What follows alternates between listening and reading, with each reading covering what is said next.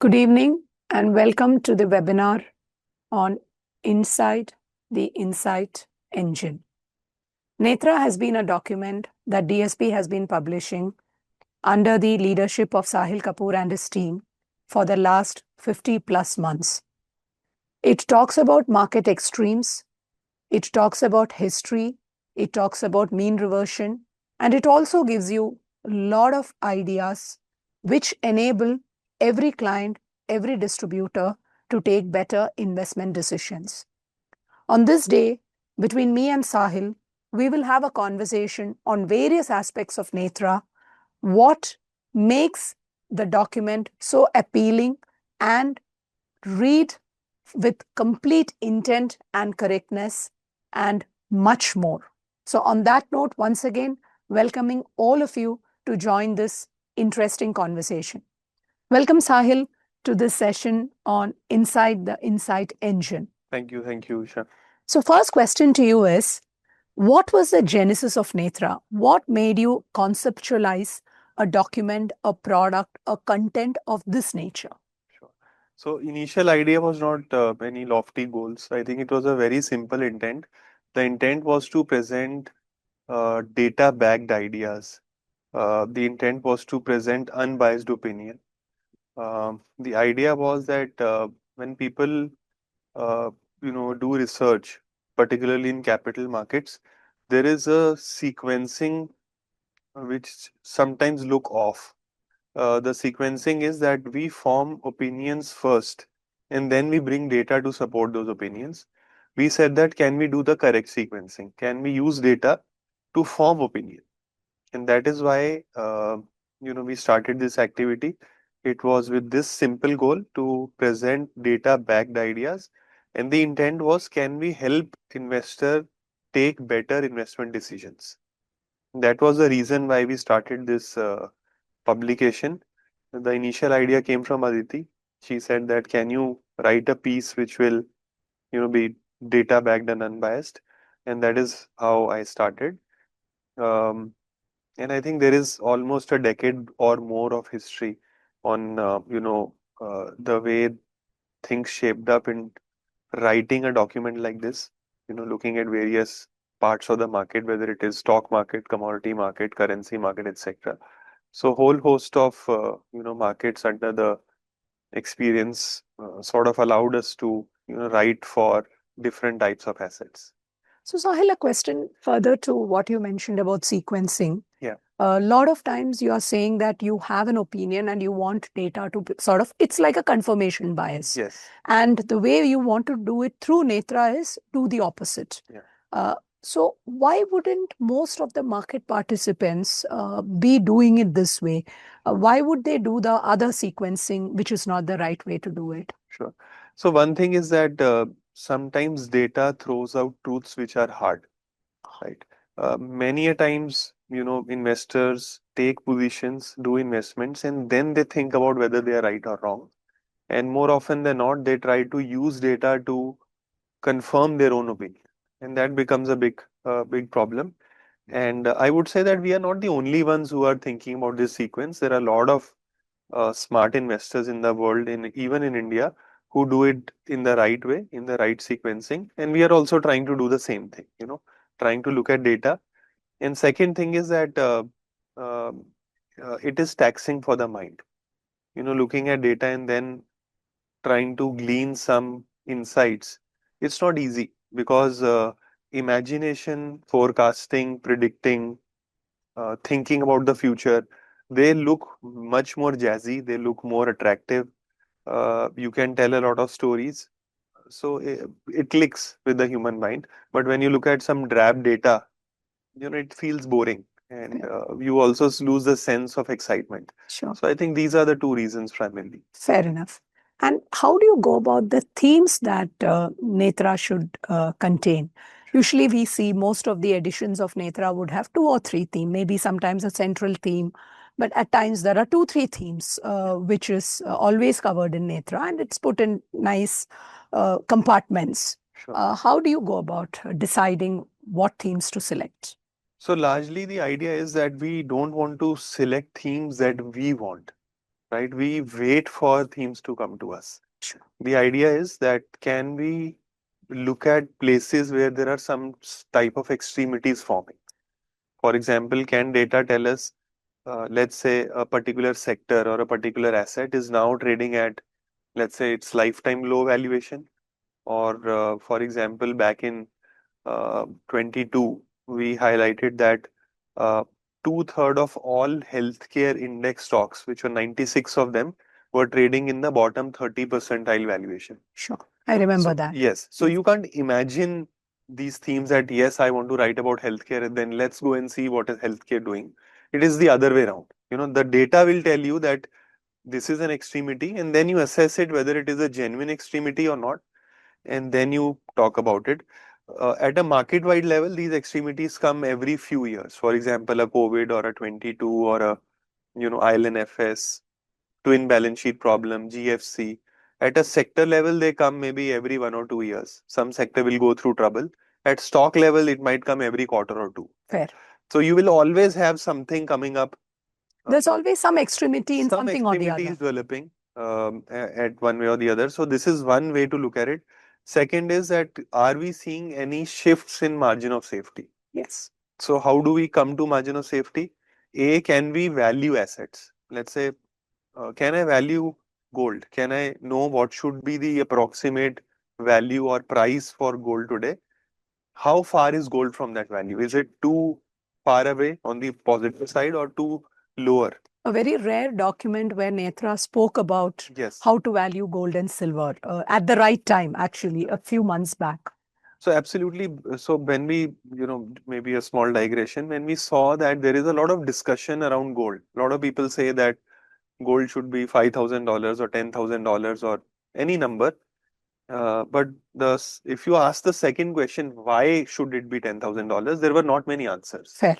So we said that can we write a theoretical framework which we think is logical. It's not a global standard framework. It may not be right also, but it is one way to think about how to value gold. That is what we presented. Yes. So to the original question, how do we find themes? A, we wait for themes to come through data. And because we are tracking, let's say, domestic market, global markets, etc., many a times, as I said, these trends keep on occurring.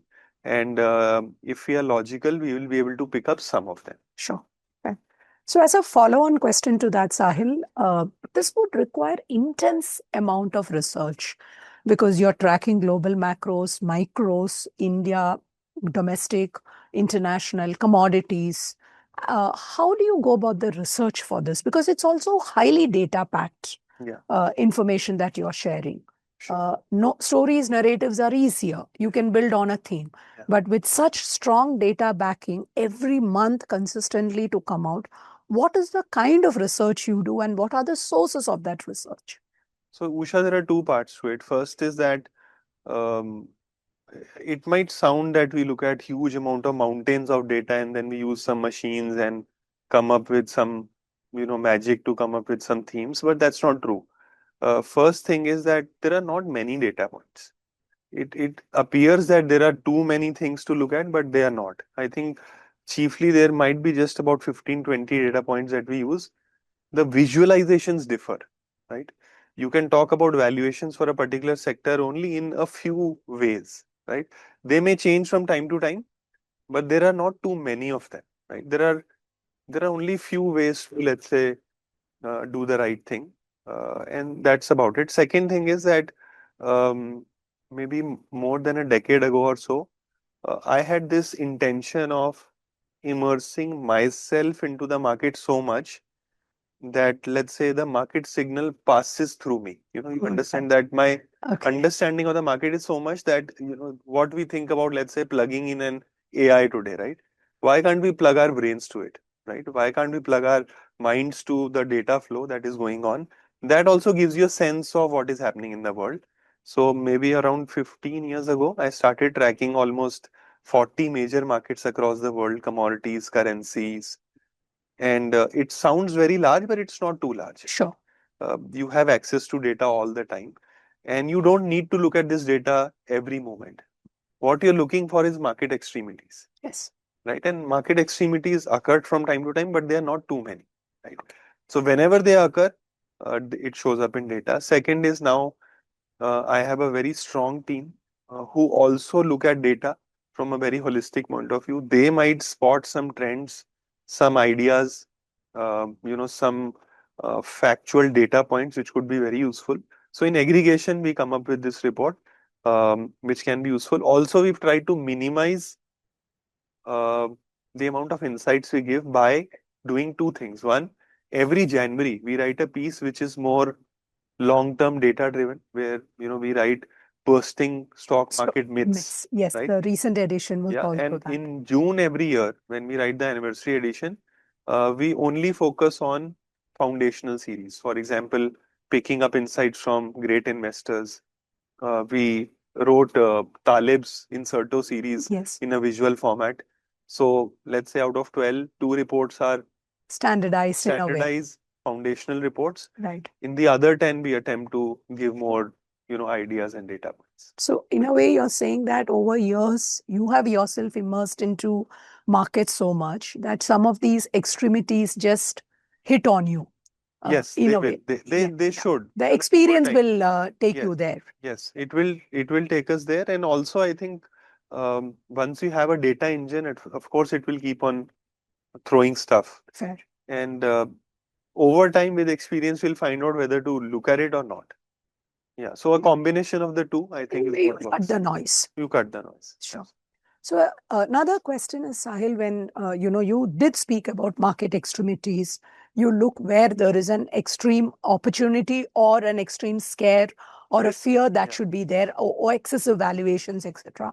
Now, somewhere, and your first point was also about sequencing. You're not Right. looking for data to support a story, but you're looking at the other way. Is there Right. a story coming out of the data? Yes.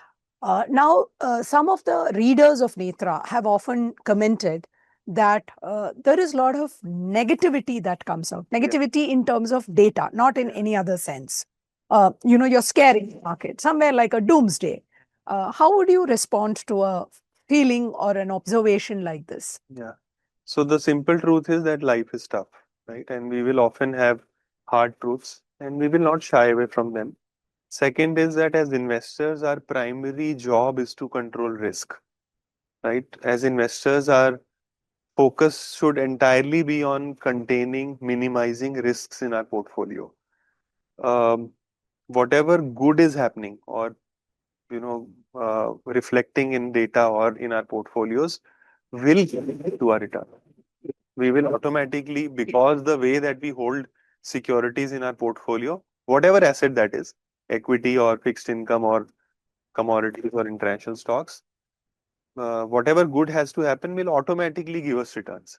Our job is to protect the downside, right?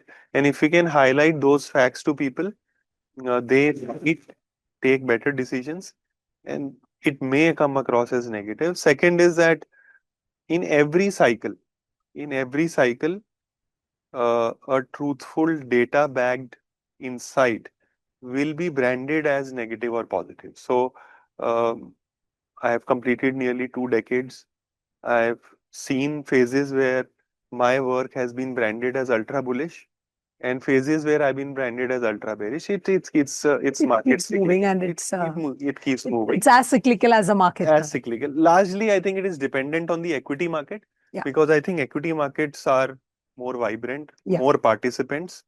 But think about this, that if you become, let's say, bullish in gold or silver or 10-year yield, you won't be branded as a bull. That's You true. will be branded as a bull only if you become bullish There on are assets equity, for which you can be a bull.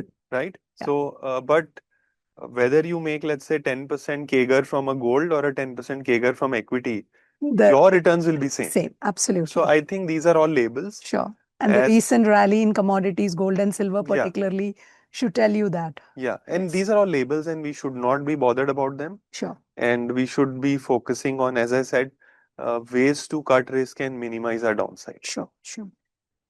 Uh,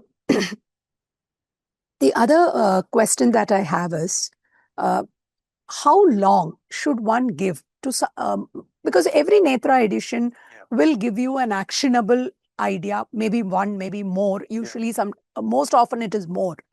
And people tend to believe that these ideas are in a way like stock tips, which they are not. Right. They are far more long-term ideas and risk mitigation ideas. What is a general time frame that someone should have in mind if I were to adopt these ideas and take an investment decision basis these ideas? Sure. So, Usha, there is no standard answer. The reason is that we don't even know how or when or will these ideas work or not, right? The way to think about it is that when your quality of asset is okay, decent, fine, then timing does not matter. So, for example, if the asset is of good quality and if you bought it at a bargain, You have a margin of safety. yeah, eventually something will happen. I often say that if you buy cheap, lucky things happen, right? You get lucky. If you buy expensive, you get bad outcomes, or you get, surprised, you get nightmares. So the idea is that if we are able to a certain quality, a certain margin of safety, then eventually they will work. At times they have taken a year, at times they have taken 3 years. For example, the gold miners took almost 3.5 years to Correct. play out through the cycle. Maybe they're Correct. still playing out. Who knows, right? Yes. But when it played out Yeah. too good. Yeah. So what will happen is that the meat of the rally or the main part of the rally will be much quicker. Yeah.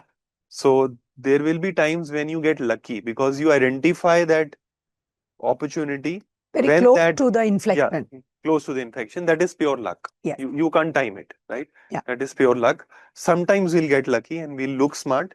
At times we'll get unlucky and we'll enter way before time. Yeah. And there is a saying that too early is also being too wrong, and we will go wrong, right? Fair. So my idea is that there is no such, let's say, rough time frame. Historical track record says that you will have to wait anywhere between 1 to 3 years or maybe even more. Maybe you can use that as a yardstick, but I don't think that's a definitive answer. Sure. Yeah. So, Sahil, now we discussed Netra, the genesis of Netra. How do you go about identifying themes? And what is the main purpose of what Netra stands for? Yeah. To mitigate risk and to give market extremities a word of caution to our, to highlight to our partners, investors, so on and so forth. It's very difficult for a partner, for an advisor, to execute this for his large set of investors. Right. For an investor who would be reading Netra and wanting to do it, there are other compulsions of taxation, too early, too quick, whatever it is. And therefore, would it make sense to look at a product which, having had this background of almost 50 plus editions of done this, coupled with your extensive experience of the markets, to convert into a product which little bit of, maybe mislabeling that some of us are doing as a Netra fund. Right. What are your thoughts on that? And if that is something that we are going to do, then a little more about that product. Sure. So, Usha, we are going to bring such product to market today, and we think that it's going to be a important solution for clients. It's a solution-based idea. Yes. Where we can present an idea to clients which will solve a number of problems. So I will probably run a few slides and I will show you one idea that we think can fit into the space that you spoke about. So let me open my presentation and I'll run a few slides. So what we are talking about is today called the DSP uh, Multi-Asset Omni Fund of Fund. It's a strategy which will invest in Indian stocks, Indian bonds, and gold and silver. So this is going to be the purview of the strategy. Now you said that we have a number of decisions to make when it comes to investing. So for example, when investors come with new, let's say 100 rupees to invest today, they will have a number of questions, right? So for example, they would want to know, what should I buy? Should I buy stocks? Should I buy gold, silver, bonds, international stocks, etc.? These are all the questions they have. Yes. Second is, they also want to know what is the way through which I should do asset allocation. If I'm going to buy all of them, should I buy 50% stocks or 20% stocks or 70% stocks, right? So you need to have a framework to do this asset allocation, and then you need to know that that framework works. Yes, Right. that is true. Even within equity, you should know large cap, mid cap, small cap, etc. Many questions are there. Plus, let's say you are a great investor and you know answer to all of these questions.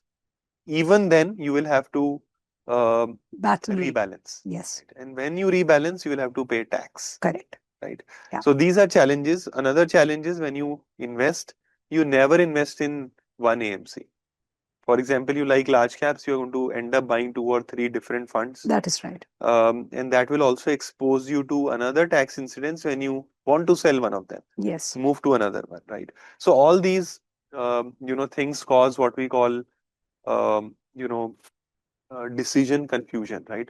They will cause things to change. Multiple decisions to take. Multiple decisions to take, right? Yeah. And that problem, I think, is everlasting. Sure. It doesn't go away. Okay. So to curb these problems, we think an idea like a fund of fund format could be a very powerful idea. Fair. Right? It can probably help investors save on all these aspects. Right? So, as I said, we discussed DSP Netra. We've highlighted how we write it, what is our thought process. So it is based on, as I said, margin of safety concept. Right? Um, so, for example, over the years, uh, we've got some of our calls right, some of our calls haven't worked. Yes. But in totality, we'll see roughly about 6 out of 10 ideas will, work, Have worked. will deliver or at least have worked in the past. And these ideas will produce outcomes Yes. which are, slightly superior. More than or 6 out of 10, it's also the quantum of or the pace of outcome that it has generated. correct. Alpha that it has generated. Correct. Okay. So this is a very important point that you made. First is that the backdrop or the back idea that supports this kind of a strategy has 2 critical pillars. What are those? First is margin of safety. What is margin of safety? We want to ensure that there is a mathematically calculable, whatever fuzzy or however inaccurate it is, way to ascertain how much can I lose, right? Downside. Downside. I should be able to ascertain it, and then I should be able to say, can I make more than it if it goes right? Right. So Yes. is my risk reward favorable? Non-linear. Non-linear, right? Yes. So margin of safety is one idea. So Yeah. for example, let's say if an asset costs 100 rupees or the value of the asset is 100 rupees, am I buying it at 80 or 50 or 60? What is that margin? What is that margin of safety How that I? distant are you from the fair value? Yes. Yes. Second, as you said, is the non-linearity, Yeah. which means that if I make 10 rupees, can I make, if I lose 10 rupees, can I make 50 or 100 or, Yeah. What is my non-linear payoff? Yes. If I can ascertain these 2 numbers, then probably that will help me. That is the guiding light on how we take decisions, how we select ideas, how we select funds, how we select asset allocation. Sure. So this being the guiding light, we've created a portfolio. I will show you the portfolio construct. The portfolio construct is such that um, 25% minimum will always be on equity. Sure. So Right. just before that, Sahil, what we are seeing, what our audience is seeing is basically all the confusion and the multiple decisions that one has to take. Yeah. And we spoke about it. That's right. Yeah. Yeah. So I just wanted to show you, we've spoken about this, the way that we write DSP Netra, we discussed it at length. Yes. So maybe taking a back step before going to the portfolio, maybe 1 or 2 principles which I want to share with you, maybe which we haven't spoken about, is that in this report or in the framework that we are discussing, there are no predictions. We are making no forecasts. In fact, one of our operating principles is, the guiding principle is that we don't know where we are going, but we can assess where we are, right? So which means that we Current don't know juncture. the future, but at least we should make an attempt to know कि हम कहाँ हैं अभी, where we are right now. What is the present? Present, right? Yes. And then we take a more data-backed decision. Second is that we will look at the past data, and we know that the past data is not enough, right? That the worst of the past is not the worst of the future. It will be different, right? And similarly, we know the limitations, but within those limitations, we'll take decisions. Right. Right. So these are very important considerations when we think about it. So, Because you often hear words like this is a new normal. yes, The India's PE is no longer the long-term average; it is re-rating. correct. So when you hear all these kind of narratives, this is where Netra looks at data differently. Absolutely. So, for example, one differentiating factor would be that we will never know, or you will never hear in Netra that in 20x year, our GDP is going to be Y, therefore you should be buying stocks. That is not what we do, right? Right. So we are not in the business of prediction, Forecasting, forecasting, right? Um, so roughly, the idea is to look at past data, use it uh, with its limitations, and try to ascertain areas where we have less to lose and more to gain, right? And that is how you do asset allocation. That is how you pick stocks and sectors, and that is how you allocate, right? So to give you the rough background or backdrop of the fund, it will invest in Indian stocks. That means the equity market, the fixed income or bond market, and gold and silver. So only three assets is under the all purview. of them through fund of fund route. Yes. So it can buy three types of securities. One, active mutual funds. Second is index funds. Third is ETFs. So it is a fund of funds. Yes. It will not hold any direct stock, stocks. no Securities. options, nothing, no securities, right? It will have funds as underlying. That's why it's fund of fund.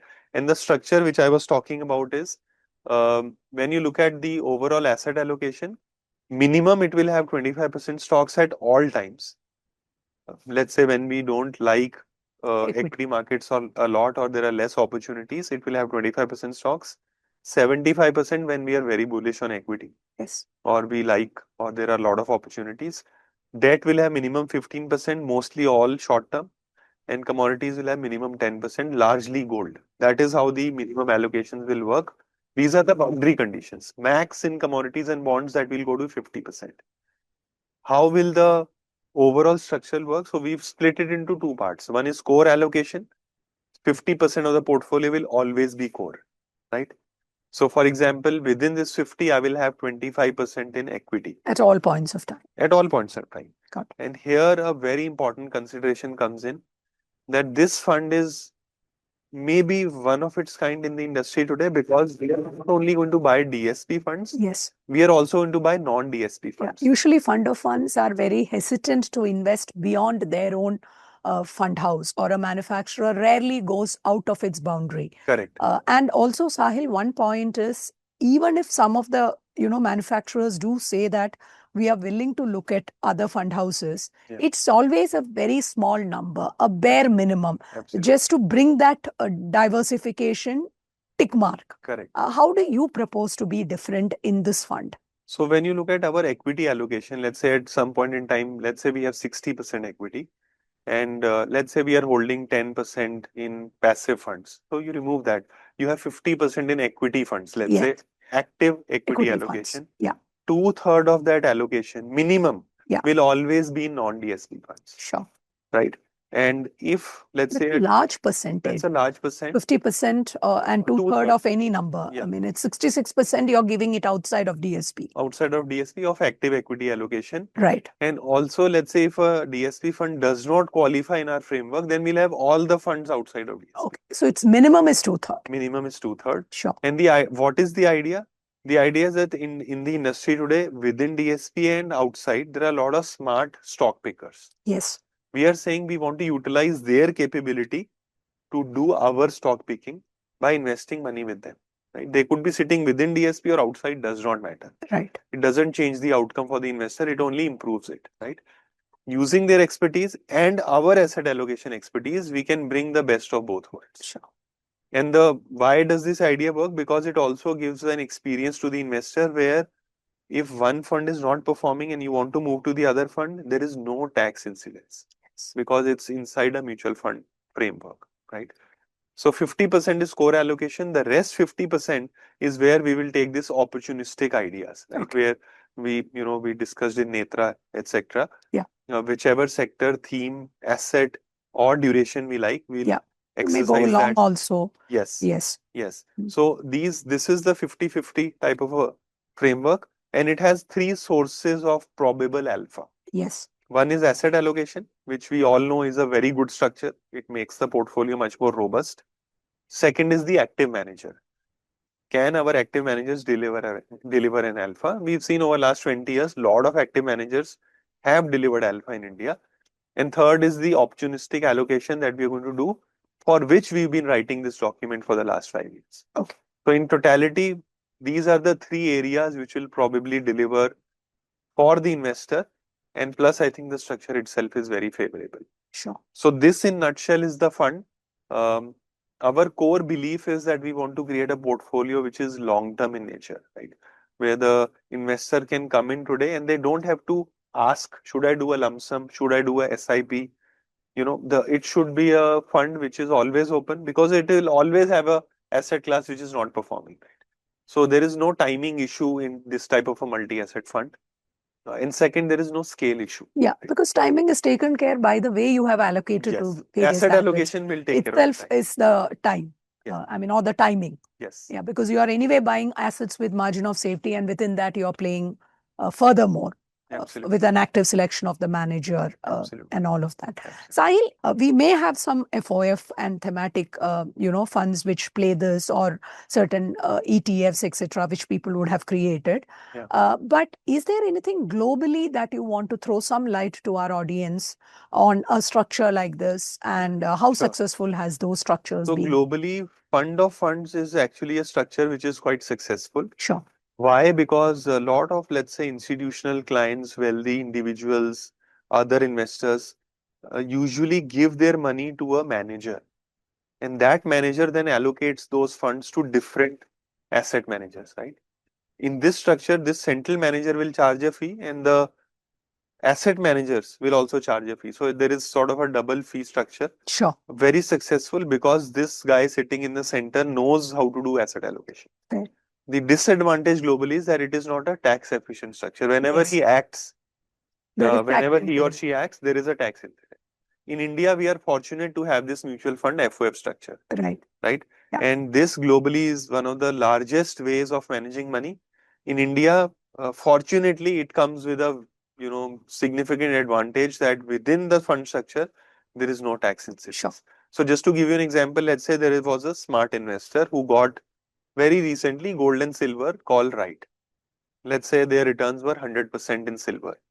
But if they sell, they will end up paying 40% tax. Yes. But yes. the same call, same allocation within this type of a fund, will not attract 100% of those gains will get added to the NAV. NAV. Yes. Right. So that is a big advantage, which means that a strategy like this has to be 40% less intelligent. That is correct. And still make Similar better returns. outcome or similar outcomes. Right? Yeah. So the penalty for being wrong is also much lower. Yes, absolutely. Right? For investors. So to beating these odds are going to be very difficult. Very difficult. Right? So that's why that is what it makes this strategy. And in the global market, when you look at data, even a structure like that, in spite of double costs and tax, still beats much better than what an average investor makes. Absolutely. The reason why, I think the reason is that it brings discipline. Discipline. Yes. Right. And discipline. An emotional decision making. Yes. And discipline is costly, right? Yes. It taxing on the mind. Absolutely. But if it is exercised in the portfolio, I think it creates superior outcomes. So in a nutshell, this fund is multi-manager, because we are investing across managers, not only with one AMC. Yeah. Multi-asset, you've got bonds, stocks, and commodities. And also multi-sector. Within equity, we are going to participate in various ideas. Opportunistic part of the portfolio. Asset. So that makes it very, very robust. Sahil, a common question or a doubt which still a lot of distributors, investors have is about expense ratios of funds. Yes. There are regulations around that, and it is still believed that at times there is double charging. Yeah. So if you can throw some light on how in India an FOF structure works from an expense perspective. So when you do an FOF, logically you should be showing all charges upfront. Yeah. What does an FOF do? For example, let's take a single security FOF. Let's say a gold fund of fund. Yeah. So what it does is it invests all the proceeds that it receives from the investor in a gold ETF. Yes. That is the only purview of a gold ETF fund of fund. Correct. So when it shows its expense, it should show the expense of the ETF plus whatever it is charging on the FOF structure. Correct. So that is called the TER, total expense ratio. Unfortunately, sometimes some FOFs don't show the expense of the underlying ETF. Yes. So they show only the expense of their scheme. Yes. And the investor ends up paying much more than what it is Unknowingly. unknowingly. Yes. Yes. In DSP, we have taken a conscious call many years ago, even at the starting of doing the first FOF, that all FOFs will always show the expense ratio not only of the scheme but also of the underlying. So Yes. you always get to see the TER, which is complete, and there are no other hidden or charges which you may miss. And there are some limits which SEBI has set for an FOF scheme. Yeah. If you could just throw some light on that. So, for example, let's say for this particular fund, let's say roughly your expense ratio in the direct plan will come to, let's say, 45 basis points or 50 basis points. In the regular plan, you can charge 2 times more or 3 times. The direct plan, what you mean is the underlying cost of the funds. That's right. So if the allocation to say 5 or 6 different funds would be totaling to 50 basis points, double of that, which is 100 basis points. 100 basis. So as a consumer or a customer, I will pay 1.5%. 1.5% in the regular plan. In the regular plan. And in the direct plan, that 1% would be adjusted. That's right. Sure. Anything else you wish to add? Anything we missed in our discussion? So I think the key and central idea is that asset allocation, saving tax while rebalancing. Third is getting a multi-manager exposure. I don't think these are structural advantages present in other funds. Right? These are some of the very rare combinations that we'll get in this strategy, which we will not get anywhere else. And it can solve a lot of problems. So one problem that I think is becoming more entrenched with so much information, people are every day encountering a new idea. And a decision making. And a decision. They want a silver, they want IT, they want AI, which is not in our purview, but there are, themes coming every day. A fund like this, which will participate in the most sanest of these opportunities, will also reduce your noise value. Sure. Because you know that some of these exposures are already taken in this type of a strategy. Investors can then focus on their core allocation, which will create wealth otherwise also. So that I think is also a very strong use case. Fair. Thank you very much for joining us. So just as a summary, Netra is a document. It's a publication. It's an extremely deep, insightful communication that comes from DSP on a monthly basis. A long history of publishing this document. And like Sahil mentioned in the beginning, it gives a lot of extreme awareness about where markets stand, where valuations are, where is the risk mitigation possible and where is it not possible, is what the document focuses a lot on. Margin of safety is the theme of the document. We have been doing this for a long period of time. And for a customer, for a partner to execute these ideas with cost, with taxation becomes difficult. And therefore, a thought got created that can be conceptualize a fund around it, and thus forms the DSP Multi-Asset Omni FOF. NFO starts from 5th of February. Almost everyone whom we deal with are, in a way, takers of Netra, lovers of Netra, followers of Netra.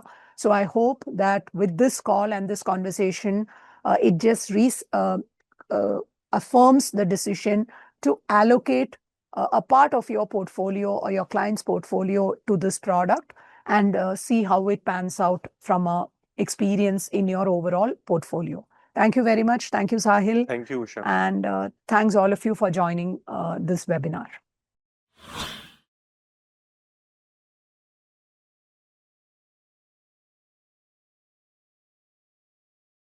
Mutual fund investments are subject to market risks. Read all scheme-related documents carefully.